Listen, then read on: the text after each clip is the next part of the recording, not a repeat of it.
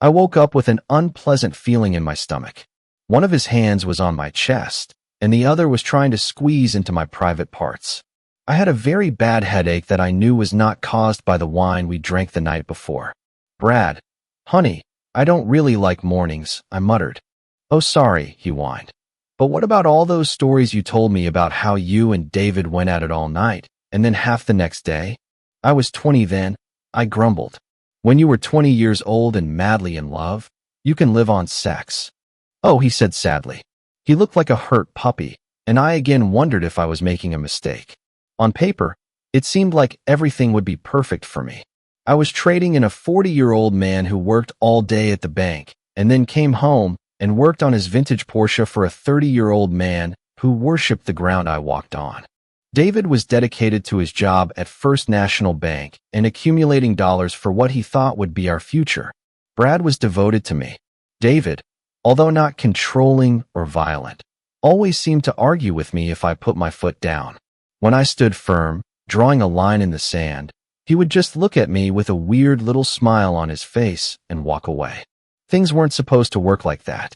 When my mother wanted something, my father did it, as he was supposed to. Eventually, he realized that, as has been said too many times to repeat, happy wife, happy life. Mr. David Thompson would then look at me with a look that seemed to say, "You're crazy," if I pulled out the big guns and refused intimacy. He would shrug and work more on his car. I hated that damn Porsche with a passion, and that was the strangest thing. The lack of intimacy must have turned him into a babbling idiot. That's what my mother told me. But a couple of days after I started refusing him, he developed a strange habit of looking at his watch. Thank God women are smarter than men, otherwise I wouldn't understand. I noticed a calendar in our kitchen with a big red circle around next weekend. There were also several days leading up to this, including the day that was circled. It didn't make any sense until I went through his underwear drawer and found a brochure for a high-end massage parlor outside Phoenix. Right on the cover of the brochure was a photograph of various women who looked as if they would caress and satisfy my husband's manhood for free and would kill me for the opportunity to do so for money.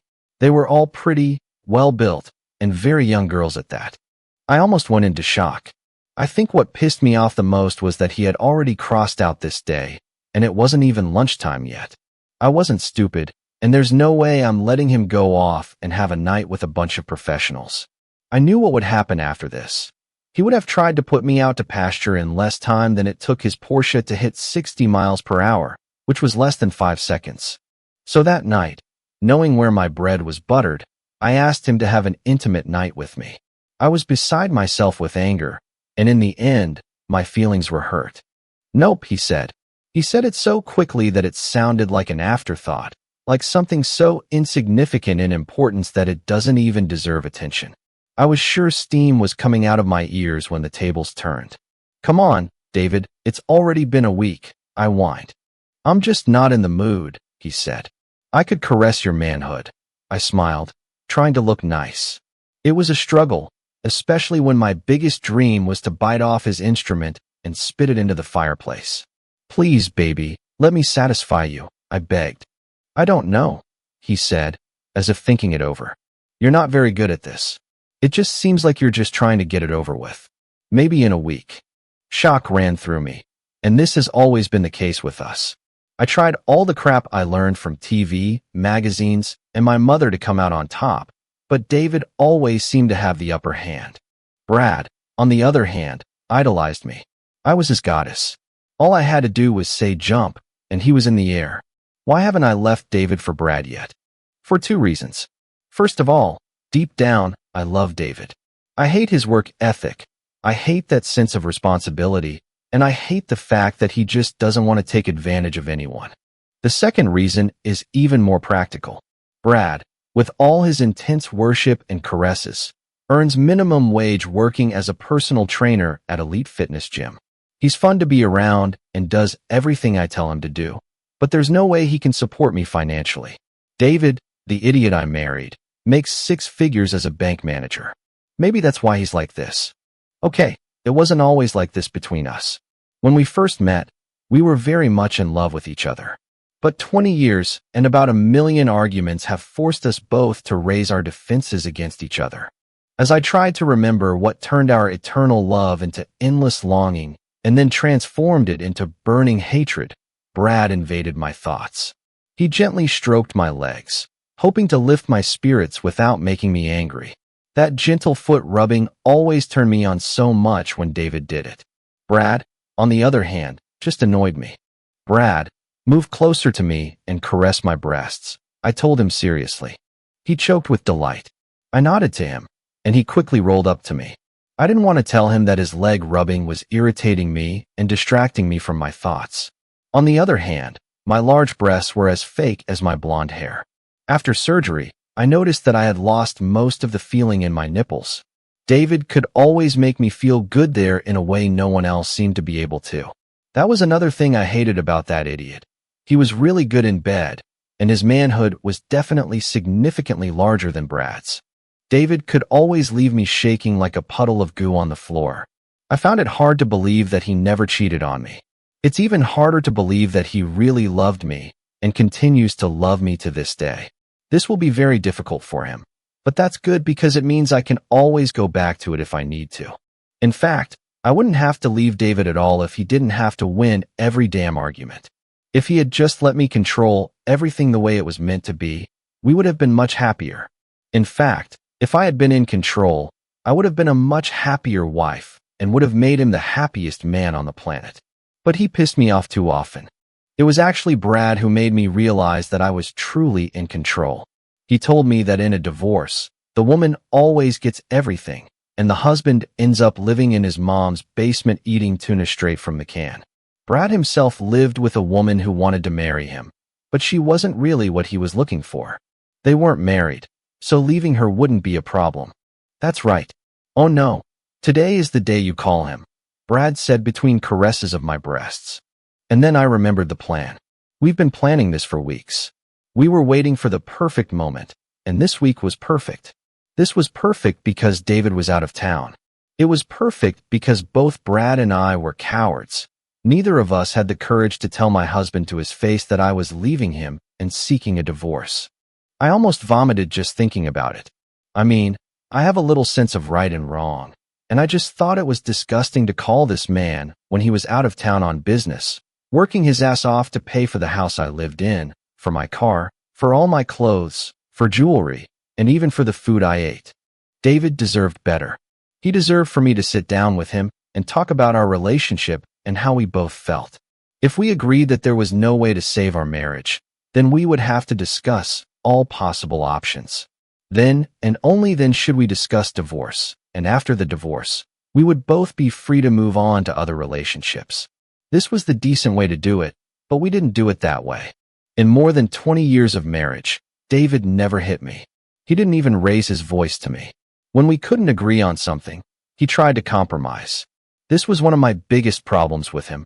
He was too easy to climb. He was always ready to settle for less than everyone else. But if we couldn't compromise, he'd just get this funny little grin on his face and walk away. Over the years, I began to know exactly how he thinks. I knew exactly what that look meant. It meant, if you don't agree to half, you won't get anything. It meant, who wants intimacy with a 40-year-old when I can find other options in Phoenix? So over the years, I got angrier and angrier, and I was at a time in my life where I just needed it all. So in a divorce, I will get everything. I'll get my house, all my stuff, and most of his money. And then, when the time comes for him to retire, I will also receive half of his pension. I talked to a lawyer. I made him draw up divorce papers. I talked to my mother and many of my friends. They were all confident that it would work, but they all also agreed that I shouldn't do it. What irritated me was that my mother, who always hated David, told me that I was out of my mind for even thinking about divorcing him.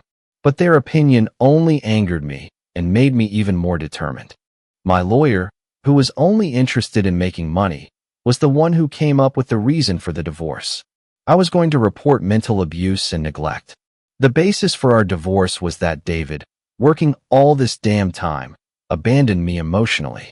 It was a lie, and a stupid lie, but it would give me the freedom and control over my life that I wanted. Deep down, I hated him for being so blind. But it's a tough world, and he's a big boy. He'll get over it with time.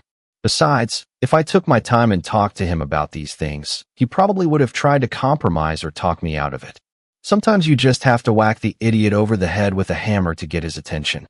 I felt like I was at one of those do unto others before they do unto you moments in my life. I took a deep breath and picked up the phone. Brad redoubled his attention to my supposedly unconscious nipple as if he wanted to push me forward. The sounds of trucks could be heard from behind the house, probably one of our neighbors getting furniture delivered. I dialed a number that I had learned all too well over the years. It rang once and then connected in the middle of the second ring. It must be a coincidence. He almost seemed to expect me to call him. "David," I asked carefully. "Who else can answer my phone?" His flippant response made me hate what I was doing a little less. "Why the hell are you calling me?" he asked, speaking as if it was something strange or unexpected for me to call him. After thinking about it, I realized that he was right. I haven't called him in years except to ask for something for myself. This man worked his ass off to give us a better life, and I pretty much ignored him for a very long time. Maybe what I want will be good for both of us. Maybe I could let him keep a little more money. I mean, I didn't need to hurt him. I just needed to be free. "I'm your wife," I said. "David, I was so close. I was on my way to the promised land, and at the finish line. Sweat ran down my forehead and dripped onto the white-skinned angel beneath me. She made a small, high-pitched sound and yanked my head back towards hers. She pressed my lips tightly to hers and somehow managed to squeeze my manhood even tighter in her velvet vice. "Oh, damn," I breathed. She giggled and kissed me again. "Shannon, baby, I can't help myself. I have to." "You have to wait a little longer, darling," she hissed. "It will be much better this way if you are. Oh my God. Make me scream, baby." Each syllable was emphasized by the fact that she pressed herself against me. I tried my best to restrain myself. Shannon had the ability to push me to the finish line so that I would fall afterward. It was hard to believe that I had only known her for 3 months. The ringing sound of my phone made me lose all control. I reached the finish line in such a way that I almost lost consciousness. I looked down to see Shannon's reaction, and she was near the heights of climax. "Ooh, baby, that's so good," she muttered. "What the hell are you trying to do to me?" "I'm trying to make you happy, Shannon," I said, slightly breathless. "I've been happy since I met you," I said. "You'll be even happier when we're done," she grinned. "Answer the call. It could be her. These might be the movers." I forgot that they were supposed to call me when they arrived. Shannon began to pleasure my manhood, giving me caresses. I felt excited again. Suddenly, my phone rang again. I knew from the number on the screen that it was my wife. I nodded to Shannon, who was looking at me expectantly. The look that appeared in those huge green eyes was part amusement and part evil grin as she rolled over and slid next to me. I was once again amazed at the work of art that was her body. Her legs were sculpted like the dancer she once was. Her heart-shaped, but would make the Kardashians jealous. Her tiny waist makes her chest look bigger than it actually is, but is so round that it looks like it belongs to a larger woman. God was truly in his glory when he performed this miracle. Shannon always says that God was so proud of his work on her, but that he was too busy to give her any breasts. I was in love again. Yes, again. It was only the second time for me, but this time everything was okay. This love was like a phoenix. She rose from the ashes of what came before her. I think I should start from the beginning. 3 months ago, I looked like a bunch of poor idiots. I was in love with a woman who hated me. I think we both knew it, but I loved her. I was truly in love, and I foolishly thought that she loved me too. Of course, I knew there were problems in my marriage. We argued a lot back then, but I thought all married couples go through this. My eyes opened when my secretary entered my office at the bank and said that I had a visitor. When Shannon walked into my office and sat down, I was confused. "So what banking services can I help you with today?" I asked. "I'm part of the Get Revenge on Idiots Corporation," she spat. "I don't understand," I said. "I know you don't, David, and it looks like it's going to hit you very hard," she said. She shrugged her tiny shoulders and moved on. "Your wife is cheating on you." I thought I had heard wrong, but when I looked at her, she was so sure. She said it so casually and so matter-of-factly, as if she had just told me that the sky was blue. Somehow I knew she was telling the truth. It hit me like a ton of bricks. Sweat beaded on my forehead, and my heart began to pound wildly in my chest. My vision blurred at the edges, and my eyes began to water. I felt like I was going to throw up at any second. Images of a faceless man on top of her, making her scream with pleasure, dominated my mind. Then the dam broke, and the water began to flow. I put my head down on the table because, as a man, I didn't want this tiny red-haired woman to see me cry like some kind of child. Before I knew what was happening, I was enveloped in the scent of fresh cherries. I felt warm hands lift my head from the table, and I was surrounded by tenderness. "I'm so sorry," she said. "I never expected this. I guess I expected you to react the same way I did when I found out about it. I expected you to get mad and go out there and kick my boyfriend's ass." She sat on my desk with my head in her lap, stroking my head, trying to calm me down. "You love her, don't you?" she asked, shaking her head. "Even though she cheats on you and never says anything good about you, do you still love her? When they are in bed, all she talks about is how you two argue and how you should do what she wants. I just don't understand. You try your best to support her, but she doesn't appreciate you or what you do for her. Why the hell do you care so damn much about her?" She continued to stroke my head and talk. The sound of her voice was soothing, and I began to wonder if she was trying to calm me down or if she was just talking to herself. "It's because of the blonde hair and big breasts, isn't it?" she asked. "Brad is also crazy about blondes with big breasts. I guess I expected more from you." I suddenly looked up at her. I don't know why I got so angry at her. I loved her before she bleached her hair. I spat. And I was the one who bought her those breasts. Her only response was a burst of laughter so musical it stopped me in my tracks. "What's so funny?" I asked. "I am telling the truth." "I know, darling," she said, "but my thick-headed ex has no idea that the woman of his dreams is mostly plastic. It probably took a lot of your money to make her look like that." I shook my head. It all seemed like a dream, but my anger grew. Shannon told me everything. She told me how they met at Elite Fitness Gym, where Brad worked as a personal trainer. She explained my wife's final plan. They had discussed their options and thought they had found the best way to get rid of me, or at least get me out of my wife's life, while keeping most of my money. Shannon herself was in a similar, albeit less legal, position. She supported Brad from the moment they met, while he had a series of affairs with women who came to the gym where he worked. He was apparently looking for his perfect blonde with big breasts, found my wife, and thought his dreams had come true. Besides the physical aspects that I paid for, my wife also seemed to give him a mother complex. Shannon paid a private investigator to get as much information as possible about Brad.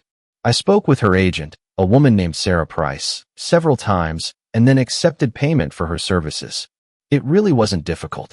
Having this information did Shannon no good.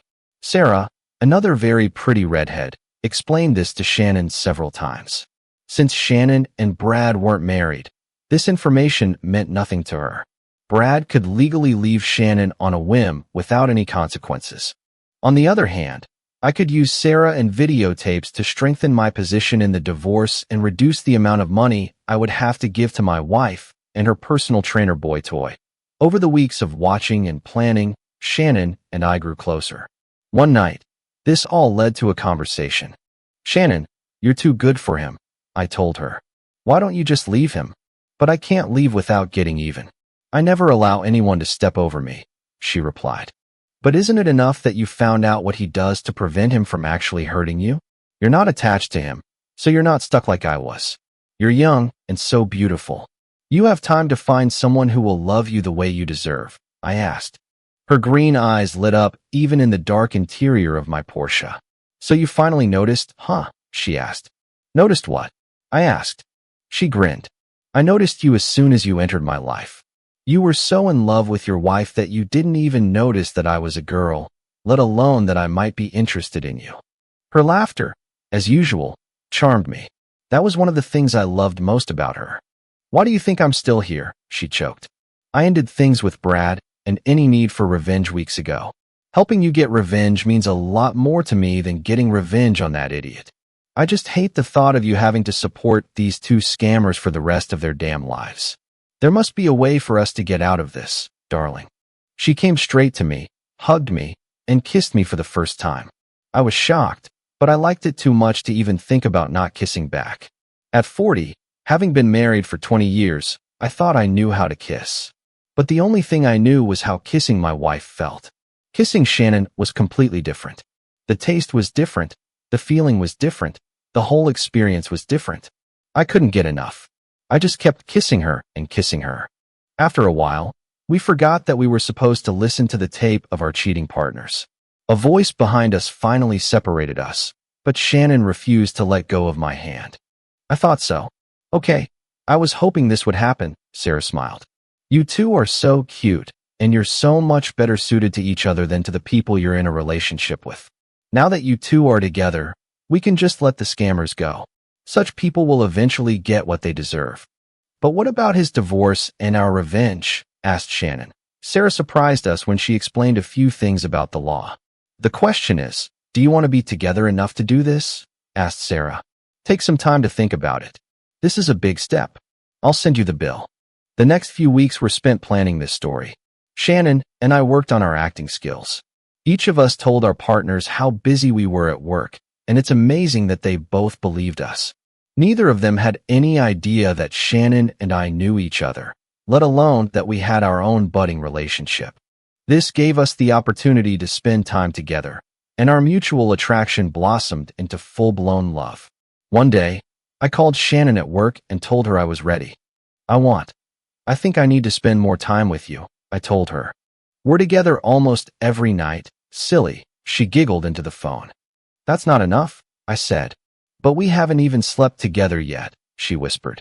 This told me that she was working and didn't want anyone there to hear her. "I'm sure intimacy with you will be amazing," I told her. "You have no idea," she said. "But you know that I don't have such huge jugs as your wife, right?" "What difference does it make?" I said.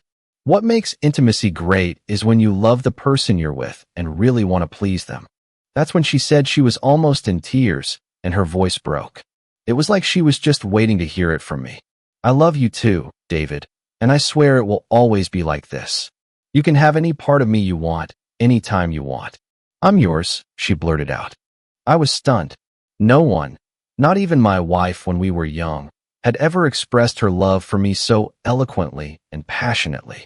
"And no, I never said anything like that to anyone before you," she said solemnly. "Not even to Brad. I wasn't worried about it. I was just wondering how quickly we could do this." We were following Sarah's plan. The phone call this morning was exactly what we were waiting for. The funny thing about all of this was that I truly believed that fate played a role in bringing us together.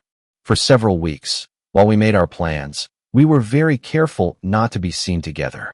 But people we both knew kept coming to each of us and telling us that our loved ones were cheating on us.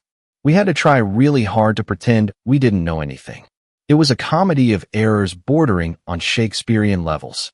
It was beginning to seem like only Brad and my wife had any idea that we knew. And it was because the two scammers were so sure that they were much smarter than everyone else. My business trip had finally arrived. Okay, it was a fake business trip, but it worked. And luckily, Shannon's mother seemed to get sick at the same time. The fact that we were both supposedly out of town emboldened the scammers, and consequently led to that fateful phone call. Things didn't go as smoothly as we had hoped. Both Shannon and I predicted the phone call would come on Friday night. That's why I arranged for the truck to arrive on Sunday morning. I wanted to give the lovebirds a couple of days to enjoy each other before it all blew up. But Shannon and I were enjoying our moment of victory when I answered the call. "David?" asked the voice of the woman to whom I had been married for more than 20 years. "Who else can answer my phone?" I asked joyfully. Shannon came over and hugged me, giving me strength I never thought I had. "Why the hell are you calling me?" I asked. "I am your wife," she said. "David, honey, I have to tell you something, and you probably won't like it. I think the easiest way to do this is to tell you that in the long run, it will be good for both of us. It may not seem like it now, but—" I started laughing, and she couldn't believe I was laughing at her. Brad went downstairs to find out what was going on with the damn trucks. I thought they were in my yard. I wish Brad had been with her then. Why the hell are you laughing? She asked. I'm talking seriously. Well, the other day someone was talking to me, and they said you were going to put me out to pasture, I said in the same laughing voice. He really knew how to piss her off. Well, in a minute you'll be laughing from the other side, she retorted, and that was what it was all about. This time, she was determined to get the better of me. Let me tell you, I have some news for you, I continued, and you will soon find out what it is. Then you'll have to dine alone forever. What the hell are you talking about? She asked. I don't think it was your idea at all. I laughed. I think this is Brad's plan. Hell, I knew about you and Brad. She said something about hearing some people talking about it, probably her nosy neighbors. She had to try to save herself. No, screw it all. I had to go through with it. David, I'm leaving you, she said. I want to get a divorce. She put as much power into her voice as she could, but all I did was laugh even more. The letter you wrote to me made me stop and wonder why, but I think you felt like you had to make things right. I laughed. My words were chilling her to the bone. Was this idiot psychic? Nobody knew about this damn letter. Even Brad had no idea that she had written a letter to David. The letter was supposed to accompany the divorce papers and explain her feelings about our marriage and where we went wrong. It also detailed exactly what David had to do to win her back from Brad. David, we need to talk about this, she muttered. I think when you get home, we should do this. Just remember this, my girl, I sang. When you look at the sky, you can see the stars and still not see the light. David, are you eating? She asked in shock. She called the man to tell him they were done, and he was singing. He pretended to be glad that she was leaving him to unsettle her. David, if you don't change anything, we'll get divorced, she said. It's too late for that, honey, I said. Oh, how painful it is. In the background, she heard Shannon's voice muttering something about how she was the only woman I'd better call sweet. It's never too late, she said. Why is it too late, David? And who is that woman next to you? Because I've already left, I sang. And I feel stronger, and I sing this victory song. Oh my God, what the hell do you mean you already left? She screamed into the phone. Suddenly, the feeling she had been having all morning intensified. She had a feeling of dread, the same feeling while Coyote must have just before the rock he dropped on the Roadrunner begins to loom over his own head. She listened to the phone to hear my answer, but all she heard was beeps. She threw the phone on the bed next to her just as Brad ran into the room. The expression of fear on his face was intense. You need to get dressed and go downstairs, he said.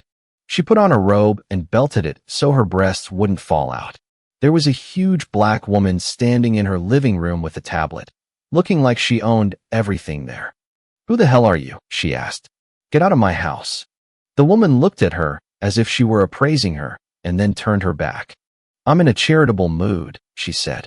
I know that your situation brings with it a lot of anger and resentment, but two things I will not tolerate are rudeness and any delays in my schedule. I have to vacate this house by the end of the day, and I intend to do this. Out of the same charity, I will give you a few minutes to collect your personal belongings. I'm not going anywhere, she said. This house belongs to me and my husband. It's almost paid for. Brad, call the police, she said. Yes, the woman said. Brad, call the police. This will speed up the process. This house is almost not paid for, it's fully paid. This will probably be the most embarrassing moment of your life, lady. She stared at her as Brad took out his phone and dialed 911. A few moments which seemed like an eternity to her passed and gave her the opportunity to think. Then she thought about what I said. What was that damn victory song? What victory was I claiming?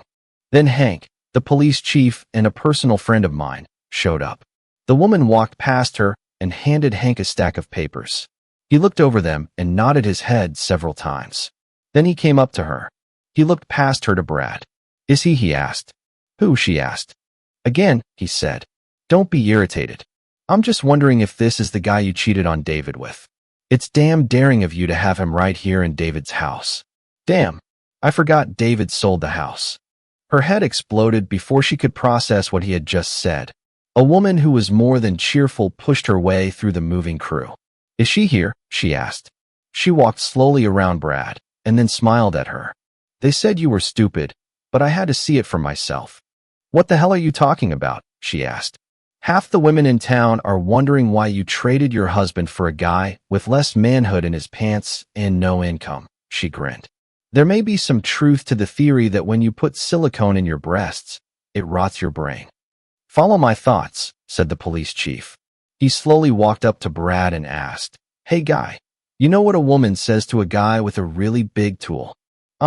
No, I don't know, Brad answered confusedly. How would you know? The boss answered. He and the fat woman burst out laughing. Can we continue? Asked the black woman, wiping away tears of laughter. Okay, said the chief. Pack your things and get out. David sold the house. But he can't, she screamed. This is my home. You chose him, but he paid for it, said the chief. He bought it with his own money. His name is the only one on the document. He can do whatever he wants with it. A woman always gets the house in a divorce, she yelled. Not always, said the chief. Besides, you guys aren't getting divorced. Yes, that's true, she said. I'm going to apply tomorrow. Well, you should have applied last week because that's when he sold the house, the boss chuckled. Isn't this illegal? She asked. No, the chief answered. It's a little sneaky and underhanded, like having intimacy with some gym trainer while your husband is at work making money to buy you all that, but it's definitely legal. Damn, she said. Brad, call my lawyer. I need to call the bank and our investment firm. Do it outside, said the black woman. She waved her hand, and her team began removing furniture from the house. Where are they taking my furniture? She asked. Your husband donated the furniture to a local charity auction house, she said. You can always buy it back. I chose each piece of this furniture. I arranged it, and maybe you should have paid for it, giggled the chief's wife. Oh yes, I forgot. Hair bleach interferes with your brain function, doesn't it? She ignored her and focused on the phone call to the bank. Carly? This is Thompson. Yes, David's wife. Carly, my lawyer will be calling you very soon to freeze all of our accounts, so I need to withdraw the money before then. She spoke into the phone. Carly, in her extremely cheerful voice, replied. Carly? First things first, we can chat later. I will need enough money to maintain the house and pay expenses for some time.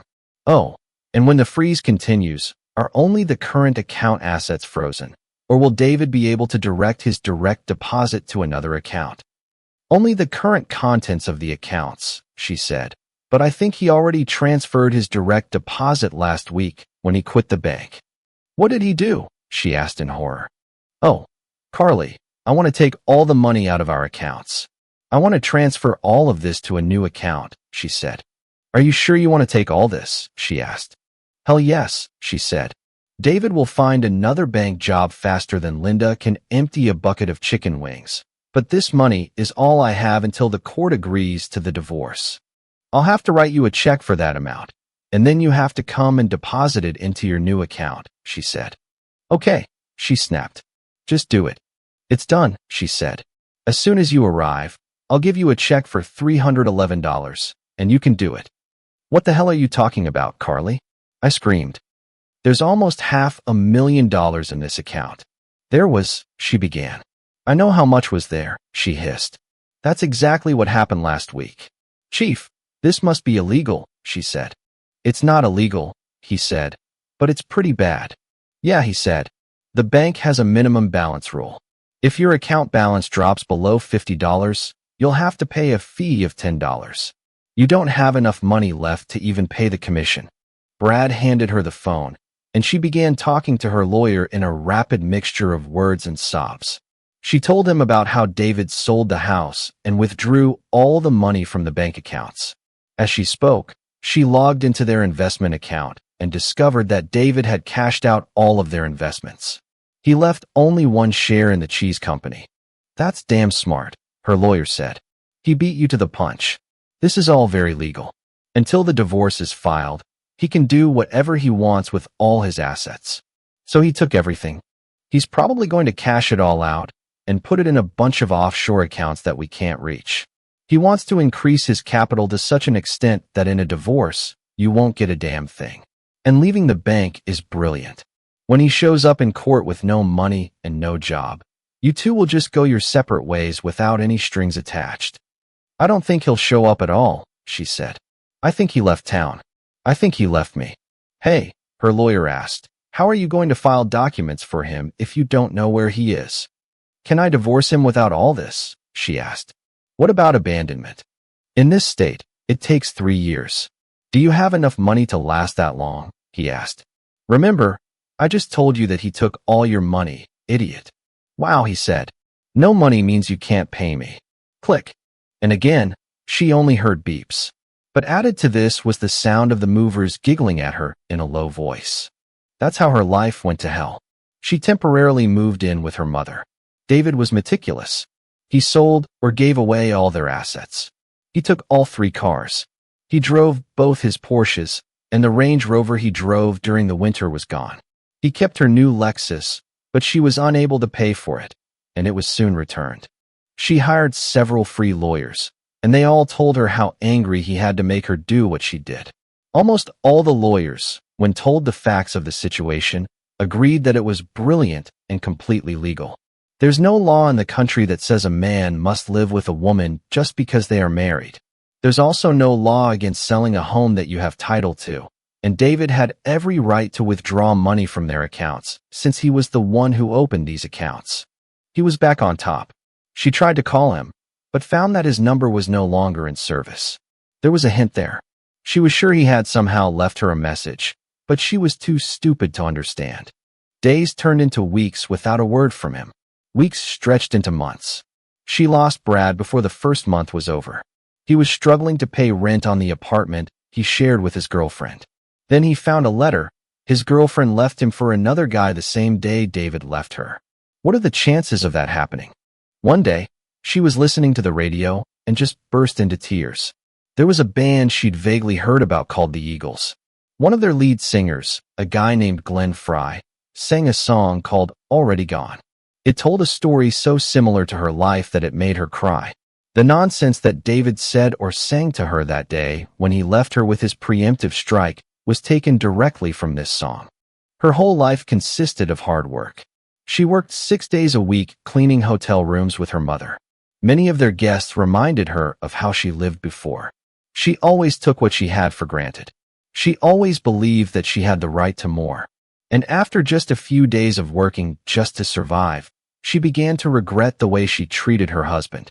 She hated to remember that she used to spend more on makeup than her current salary in 2 weeks. She also knew that at 43, her prospects were limited.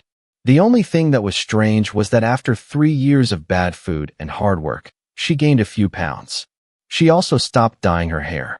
One day, when she returned home, an invitation was waiting for her. The next day, she was invited to a local cafe. The invitation was unsigned, but she knew it was from David. Suddenly, it made sense. David could have drained their accounts, but he left a strange amount of money. He left $311. It's been 3 years, 1 month, and 1 week since he left her. That's it. Her sentence was finished. Her repentance was over. Damn, she wished she had thought of this earlier. She could go on a diet and get her body back. Then she realized that it didn't matter. David always loved her. Blonde hair and big breasts were her idea. While she was trying to look her best, something occurred to her. She suddenly remembered the last line of the song that David had quoted to her before he beat her and left her before she could try to divorce him. The line was, "It happens so often that we live in chains that we don't even know we have the key." There was a message in the invitation. It said, "We've come full circle." She was sure that this meant that he was ready to bring her back into his life. It suddenly dawned on her that she had been a fool. She was always in control of the situation. She sat on her butt day after day while David went out and worked his butt off as a bank manager to buy her everything she asked for. The only time he refused to do what she asked was when she tried to force him to do something he didn't want to do, and when she tried to divorce him. When she tried to leave him, he took it personally. As usual, he gave her what she wanted. He left first. The strange thing was that she had spent the last 3 years dreading the day when the inevitable would happen. She was sure that sooner or later, the divorce papers would arrive, but they never came. She was pretty sure she now knew why. David still loved her. She was looking forward to meeting him again. She arrived at the location a little early. It wasn't a bar as she expected. It was a trendy cafe near the old fitness gym where she used to meet Brad. There was a shabby-looking guy behind the counter who looked like he had seen better days. He had that ruddy complexion that is a sure sign of an alcoholic. When he saw her, he approached her table. "Damn, you've gotten fat," he said. "How many donuts have you eaten in the last 3 years? Have you had enough to drink that you've forgotten what a tiny manly tool you have?" she asked. "What are you doing here, Brad?" "I get my coffee here now," he said. "What are you doing here?" "I received an invitation to have lunch here," she said. "I came here early to gather my courage." "This is strange," he said. "This is too big a coincidence." "What do you mean?" she asked. "I also have an invitation," he said. "Hey, did yours have a weird riddle on it?" "I wouldn't call it a mystery," she said. "It was David's way of telling me that he wanted me back." "What exactly was written there?" she asked him. "If you want to know," he told her, "it says, 'We've come full circle. I'm ready to give you what you want.'" "You're right," he said. "Yours is different from mine. There was a question in my invitation. Why does a squirrel hide its nuts in its nest? I have no idea what that means." "I think that means Shannon wants me back too," he said. "The squirrel hides nuts in its nest to protect them from birds. Understand? The English call women birds. This is Shannon's way of telling me that she doesn't want me to belong to other women. I think they worked together and decided to bring us back after a certain time. They wanted us to suffer and be willing to take them back on their terms." "To hell with all this," she said. Anger made her forget everything she had learned over the past 3 years. "If David wants me back, he'll have to kiss my ass for a long time this time." She left the cafe with her head full of steam and headed to a different spot, a small park area where the invitation indicated. She sat down at a small bench and looked around. She actually saw Brad enter the same area. He sat down at a small bench near where 2 college guys were playing hacky sack. As soon as Brad sat down, she thought about his riddle and realized that he was wrong. She waved at him desperately, but he was too distracted by the guys. Then he saw her. He waved at her and shook his head, but she didn't understand his message. The guys next to him lost control of the small bag. It flew towards Brad and knocked over his coffee cup. He stood up angrily just as a small bag fell off the bench and landed in front of him. One of the guys walked up, and it looked like he was trying to skillfully kick the bag back into the air to restart the game. He swung his leg wildly and missed the bag. At least the bag wasn't damaged. His foot flew into Brad's crotch with all his might. Brad's scream was so loud that she was sure it could be heard a mile away. She ran up to him just as some people tried to help him. All they could do was try to help him to his feet. None of them wanted to try to examine the site of his injury. She got to him just as the ambulance was taking him away. "Your answer was wrong," she said. He looked at her through a veil of pain. "What?" he groaned. "She didn't want you to come back," she said. "This has nothing to do with birds. The squirrel hides its nuts. Nuts are your reproductive organs." "Not a damn thing," he grumbled. He started to say something else, but was interrupted by the appearance of a girl who looked like a college student. She was tall and fair-haired, just like she once was. Her hair was a really gorgeous shade of blonde, and it was her real hair color. Her breasts were almost as big as hers, and judging by the way they moved, they were real. She was holding a briefcase and chewing gum. "Are you Lisa Clayton?" she asked. "Of course," she answered angrily. She handed her a stack of papers. "What is it?" she asked. "His list of demands." "Why don't you ask him yourself?" "You've been served," she spat. She looked around the park and saw him. Suddenly, she also understood her riddle. Full circle meant she got what she wanted, but that didn't mean she got David back. This meant that she got what she wanted while David left her. She got divorced. The problem was that it was no longer what she wanted. She dreamed of the life she once had and lost. But to be honest, she was used to not having a lot of money. Most of all, she wanted to return to David himself. And then she noticed him. He looked good. He looked even better than when they broke up. He looked happy, but he was not alone. There was a woman with him. She was red-haired, young, very beautiful, and really pregnant. Between them, clutching each of their hands, was a little girl who was the perfect combination of their features.